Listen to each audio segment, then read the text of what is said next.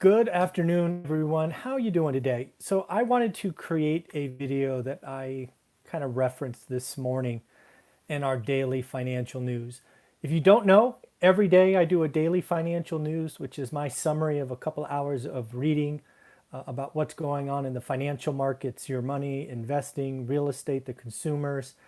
And I usually close with, highlights of some other videos I'm thinking about doing. And this one was first brought up in that discussion this morning, and that is financial freedom is possible.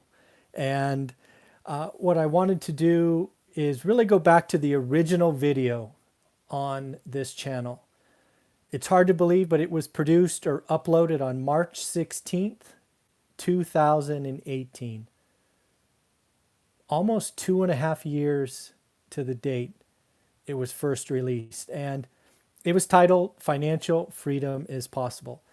So after 2.5 years, I wanted to talk about that concept. I want to talk about what you and I have accomplished the last 2.5 years. I want to kind of give you my take on it, maybe a better idea to talk about, and then just talk about how this channel has grown since then. First and foremost, we've done almost 3,000 videos in 2.5 years. In the beginning, they were really recorded and then uploaded. I thought that's how everyone did it. Today, I would much rather hit live, talk for 10 minutes, and move on.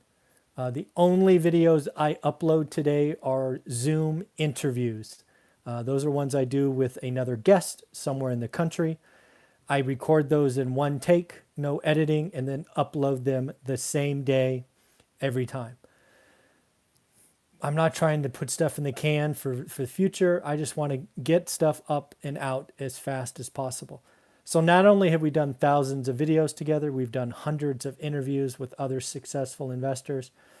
And why they're on this channel and why they're about financial independence is hopefully you've been able to find yourself in one of those interviews. Maybe you're a teenager, done that. Maybe you're someone in your mid 40s, done that. Maybe you're someone in their 60s, done that. Maybe you're someone who doesn't have a high school diploma, done that. Maybe you're a felon, done that. Maybe you're someone who's a wholesaler, done it. Flipper, done it. We've talked to all types of investors and uploaded them on this channel for you. Because the goal is you just never know who's going to have that story that resonates with you. After 2.5 years of doing this, I can tell you that real estate investing offers even more options and flexibility than I thought 2.5 years ago. I'd been looking at my market for, 16, 17 years when we started this, and I thought I knew it. And what I can tell you after 2.5 years since then, not even close. I'm still constantly learning. So again, this is an important thing. So the other thing I've learned when I think about that first video in financial independence, yes, it's absolutely possible, but something I have learned by talking with you is the first thing we should talk about is a better financial future. I think sometimes when we talk about financial independence or we talk about the FIRE movement, financial independence, retire early, it becomes one of those, piles of gold at the end of the rainbow that's fun to think about, but so far away, we don't really take any action. And that's a failure on, in this case, my part. If I paint a vision, you like it, and it's out there, but you take no action, I have failed to help you. And that is not okay. So what I do now is I really try to talk about, let's talk about what it takes for you to have a better financial future. Because I think with just a couple of tweaks, everybody can have a better financial future. So when I think about a financial future now, I kind of break it down into these components. First and foremost, and this is very relevant today, is how secure is your day job? Some of you over the last 6 months have realized it's not very secure. And if that's you, I apologize and I feel for you. Um, you'll find another one. The jobs are out there. It may take a while, though. I understand. You may have to move. I understand. And that's just something that is, job number one is how secure is your day job. Once you have that secure, once that is set, the job is okay. What can I do to add to the top line of my day job? Can I take on additional work? Are you commission based? Something I've talked about several times over the last couple of years. If you're young, go get a commission based job. Go get a job where you can live on your base and then you can work your butt off to try to make good commission. Because if you can get into what's called accelerators, you can really jumpstart your career of saving money. And if you can save, you can invest. Earn, save, invest, repeat. That's what I look for you. Then we need to talk about expenses. So I've done a fair amount of talking about live below your means, sacrifice. I've told you plenty of personal stories, how we went from spending 100% to spending 50%. But even inside that now, what I've come to realize is we need to talk about fixed expenses and variable expenses. Needs versus wants, perhaps another way to look at this. But a fixed expense for most of you could be rent or a mortgage payment, right?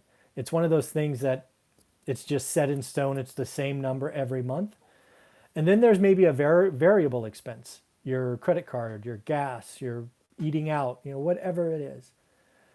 We need to take a look at our expenses, right? Because again, it's earn and then save.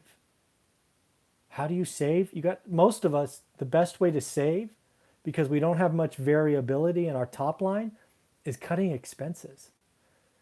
And if we've learned anything during this health crisis the last 6 months, we need to save more. The fact that 40% of us can't survive a month without a paycheck is a sin, is bad, is whatever you want to call it. That's not okay. We need to do better than that. And it's hard to say that in the face of a pandemic. I get it, but this will be over at some point, and let's be better. Let's save more. Let's look at our variable expenses and realize what can we cut out. And then as you get closer to being done, then you could start looking at your fixed expenses and look to pay some of that off, rejigger debt, move debt around. I get a question from Dave Ramsey fans a lot. Should I pay off my mortgage, And hopefully I've been clear enough. When you're buying an investment property and you're in the foundation building phase, don't listen to that. It's very slow. It won't get you anywhere fast.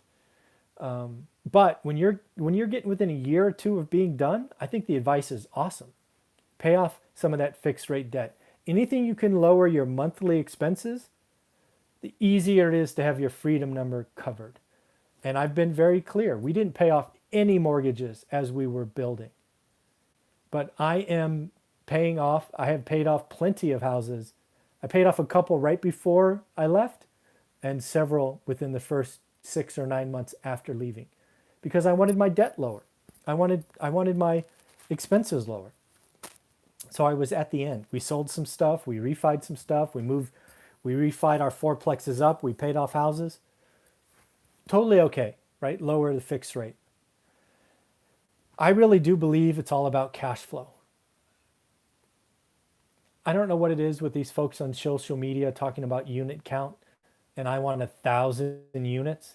Believe me, I never want 1,000 units. No thanks. If I could have the same cash flow with 50 units as some people have with 1,000, I would much rather have 50. The extra expenses and risk that comes with 1,000 units, no thanks. For me, it's about cash flow. And if you can get the same cash flow in 5 units as you can in 20, or the same in 20 as you can in 80, there you go. Build a big foundation, sell some, pay others off, party like it's 1999. Those are the things. And then reserves or savings. Again, nothing like a recession to prove to us that, we maybe want to revisit our emergency fund. Is 3 months? Is 6 months? Is all of that part of this? And we've just got a question here. What about appreciation? Don't consider it one iota. Appreciation happens. It's whipped cream and sprinkles on top of a sundae. I believe people who bet on appreciation eventually get smoked. I would much rather bet on cash flow, and then when I look to sell 1031 exchange, cash out refi, then I find out if there's appreciation. Appreciation is not in any of my calculations. The only time I look at it is when I have to fill out a financial statement for a bank because of a commercial loan or a refi or something of that nature. People who talk about appreciation are gamblers. And I would much rather, especially if we're full-time employees, and that's what I was, and that's the book I wrote, One Rental at a Time. I don't bet on appreciation. I don't talk about appreciation. I think people trying to do BRRRR projects overvalue and get themselves in trouble. I used BRRRR a lot. I started BRRRR way back in, 2009 and 10, wrote about it on Bigger Pockets, and look at that. They copied it and made it a thing. So it's interesting. So in the end, I want you to know that financial independence is possible. I do believe that it starts with a better financial future. So let's talk about that.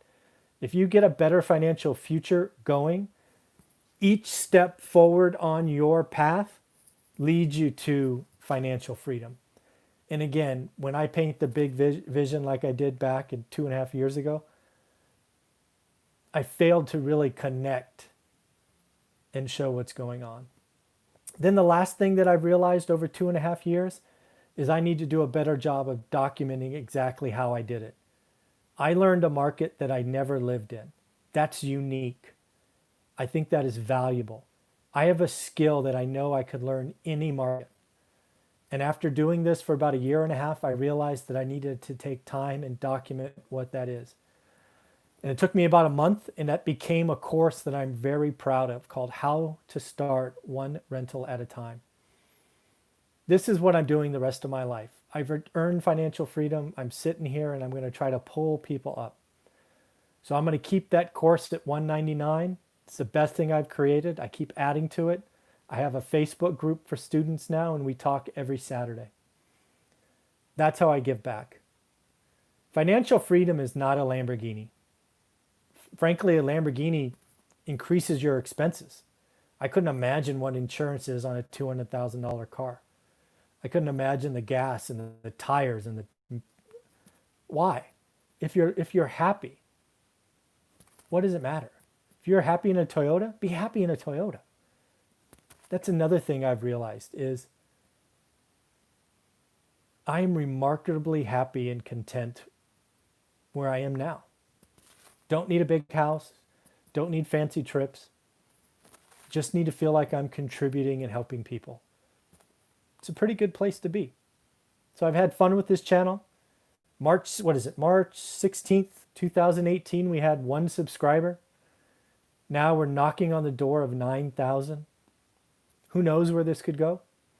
I'm going to keep doing it for as long as I'm having fun. Averaging 2 or 3 videos a day. I love this live stream. No editing for me, no music, all that stuff. Just hit go, hit stop, and I'm done. So I apologize for the ads. They come on, YouTube puts them in an hour after I'm done, and I don't usually go back to my computer and delete them, but I do on occasion because I know they're getting kind of crazy. But that's why when I do a live, I can't edit it. So I do have to try to go back daily and try to delete some. But in the end, I do this because it's fun and I'm trying to help. We do some, subscriber questions, daily financial news. We have 4 experts every week and I keep looking for more. So I'm having fun. All right, everybody. So that was Financial Freedom is Possible, Take 2. The other thing that I noticed is, wow, that first video, I actually had muscles. My arms looked big. That's back when I was really working out in CrossFit a lot. I was in good shape. Not in good shape today, but that's my other big takeaway from 2018. I was in much better shape back then. All right, everybody, have fun with yourself. Take care. Bye.